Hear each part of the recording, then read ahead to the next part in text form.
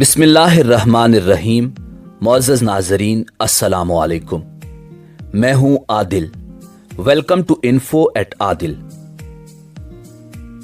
ناظرین، جہاں drama serial Ertugrul Ghazi Pakistan سمیت پوری دنیا میں اپنی کامیابیوں کا سفر طے کر رہا ہے، وہیں 700 سال پرانا تاریخی کائی قبیلہ بھی لوگوں کی توجہ کا مرکز بنا ہوا ہے۔ کائی ترکی زبان کا لفظ ہے جس کے معنی ہیں وہ شخص جس کے پاس قوت و اقتدار ہو۔ کائی قبیلہ ترک قبائل کی ایک بڑی شاخ ہے جو اوغوز ترک کے 24 قبائل میں سے ایک بڑا قبیلہ تھا۔ 12ویں صدی عیسوی میں ترک قبائل کی شکل میں رہتے تھے۔ یہ تمام قبیلے خانہ بدوش تھے، نہ ان کی کوئی منزل تھی نہ ٹھکانہ۔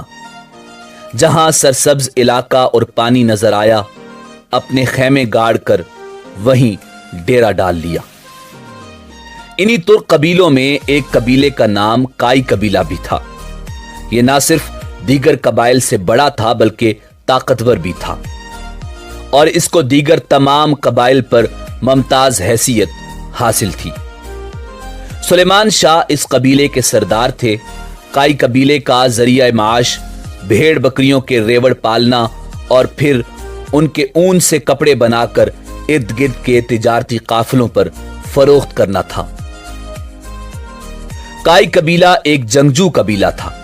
نہ صرف اس قبیلے کے مرد ماہر جنگجو تھے بلکہ عورت بھی نہ صرف تلوار و ڈھال چلانا خوب جانتی تھی بلکہ تیر بازی میں بھی مردوں سے کم نہ تھی۔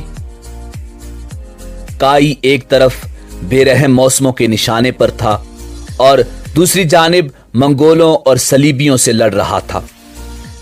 ہمت و جرت کی یہ عجیب داستان ہے کہ چرواہوں کا یہ خانہ بدوش قبیلہ جو جاڑے کے بے رحم موسم میں قحط سے بچنے کے لیے حلب کے امیر سے ایک زرخیز چراگاہ میں قیام پذیر ہونے کی اجازت مانگ رہا ہوتا ہے، آگے چل کر ایک ایسی عظیم سلطنت کی بنیاد رکھ دیتا ہے جو 800 سال قائم رہتی ہے۔ یہی کائی قبیلہ ہماری آج کی ویڈیو کا موضوع ہوگا اور ہم آپ کو بتائیں گے کائی قبیلے کی مکمل تاریخ۔ اس وقت کائی قبیلہ کہاں آباد ہے اور اس کے موجودہ جانشین کس حال میں ہیں۔ مگر اس سے پہلے اگر آپ ہمارے چینل پر نئے ہیں تو برائے مہربانی ہمارے چینل انفو ایٹ عادل کو سبسکرائب کر کے ساتھ موجود گھنٹی کا بٹن دبا کر ہماری یوٹیوب فیملی کا حصہ بن جائیں تاکہ ہماری ہر آنے والی نئی ویڈیو بر وقت آپ تک پہنچتی رہے۔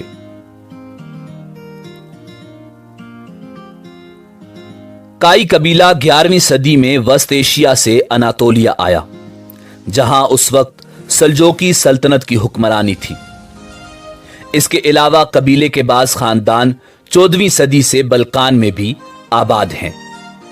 بعض مورخین اور مجموعہ دستاویزات عثمانی سے معلوم ہوتا ہے کہ یہ قبیلہ 11ویں صدی میں منگولوں کے حملوں کی وجہ سے اپنے سردار گوندوز الب کی قیادت میں وسط ایشیا سے ہجرت کر کے اناطولیہ آ گیا تھا، جو اس وقت سلجوقی سلطنت کے ساتھ تھا۔ اناطولیہ پہنچ کر یہ قبیلہ مشرقی اناطولیہ کے شہر اخلات میں خیمہ زن ہوا۔ اگلے سال اس کے سردار گوندوز الب کی دریائے دجلہ میں ڈوب کر موت واقع ہو گئی۔ اس کے بعد ان کے بیٹے سلیمان شاہ قبیلے کے سردار بنے۔ چند برسوں کے بعد دریا پار کرتے ہوئے ان کی بھی موت ہو گئی۔